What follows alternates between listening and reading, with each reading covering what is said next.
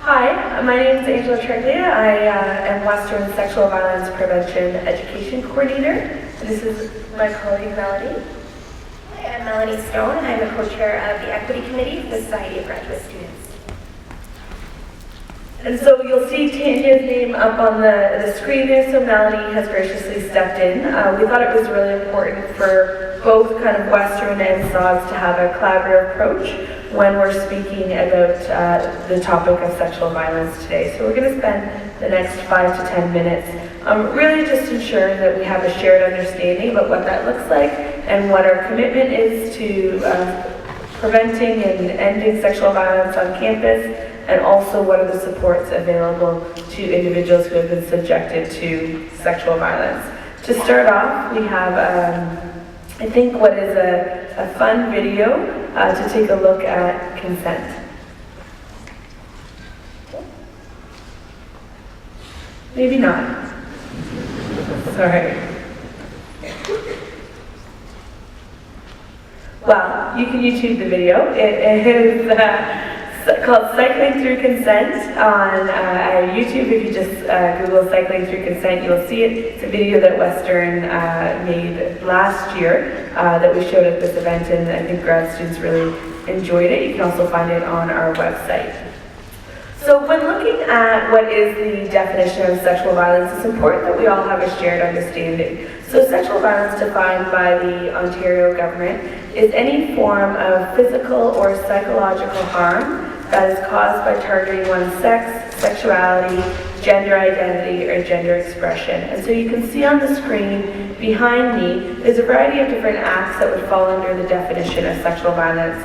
So things like sexual harassment, so making comments about a coworker's body or a fellow TA's body, could be considered sexual harassment, stalking, voyeurism, trafficking, sexual exploitation are all examples of sexual violence. Also, sexual assault is an example of sexual violence. Sexual assault is the physical component of the definition within sexual violence. And really, sexual violence takes place when there is not consent for the activity that is taking place.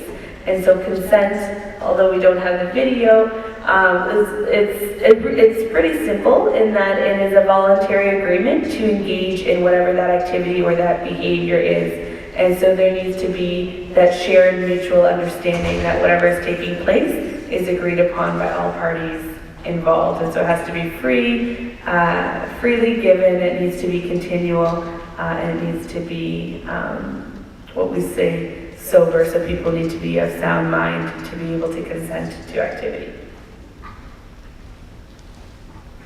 So sexual violence of any form is not tolerated at Western. So you have the right as a Western student to study, learn, work, and research in an environment free of sexual violence and sexual harassment of any kind. Any and all acts of sexual violence will be addressed, and individuals who have committed an act of sexual violence will be held accountable. It's really important. We're just going to talk a little bit about where to go if you're experiencing sexual violence, but just to understand that there's no tolerance for any sexual violence on campus or off.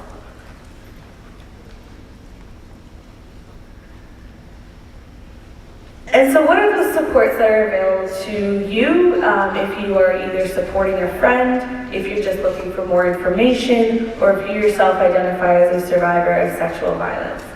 So my role is a fairly new role. I started in February. It's a brand new position to the university that was created to provide direct support to individuals who have been subjected to violence at any point in their life. So that whether that was before you come to Western or during your time at Western, whether it happened on campus or off campus.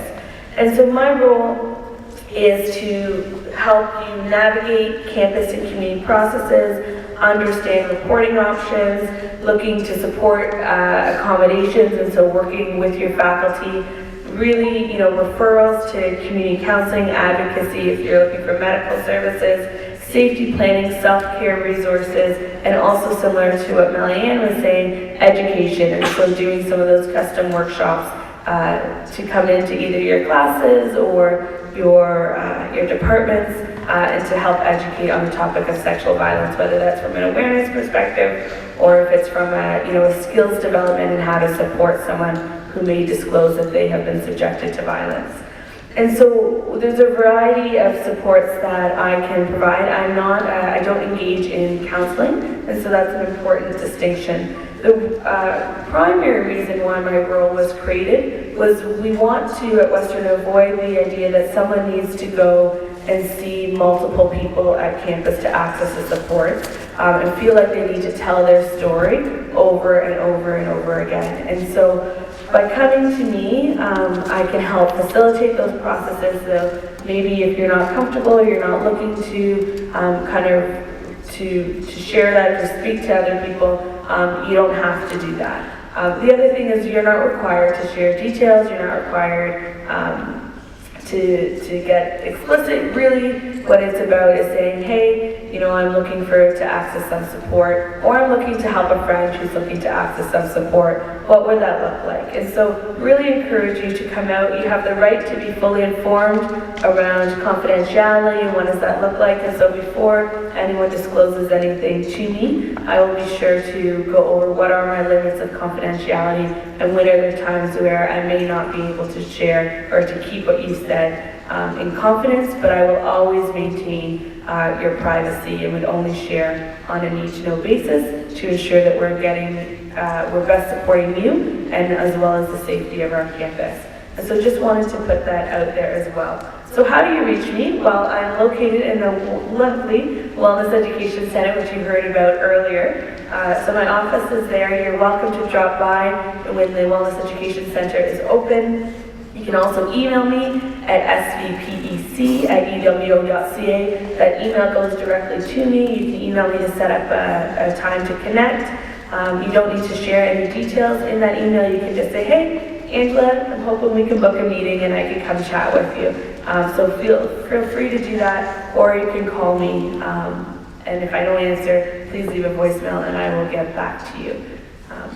So that is a little bit, I guess, about me and the services that I can provide to you. And there's also tons of other resources that Melanie is going to review with you. Thanks. I just wanted to also point out that many of you are TAs or research assistants and will have students, especially younger students, in your labs and in your classes. And writing down these resources is pretty important because they may actually use you as a sort of connect to other services, or they may disclose something to you. Certainly that can happen. So please try and write down especially this address, because you don't know when that might occur. So of course, campus supports, we have a lot. We have Angela here, Sexual Violence Prevention Education Coordinator. There's counseling in residence. There's the Equity and Human Rights Services here on campus, Student Health Services, Student Development Center, Campus Community Police, campus case managers, and then externally there are a number of supports in the community, including the Sexual Assault Center of London, the Regional Sexual Assault and Domestic Violence Treatment Program at St. Joseph's Hospital. Okay, so these are really key to keep in mind, especially as you're, for your own knowledge and interest, but also for those people who may be coming to you for resources and referrals. You're going to want to know where on campus they can go for more supports. Thank you, and please reach out if you do have other questions and just want to chat. I look forward to connecting with all of you. Welcome to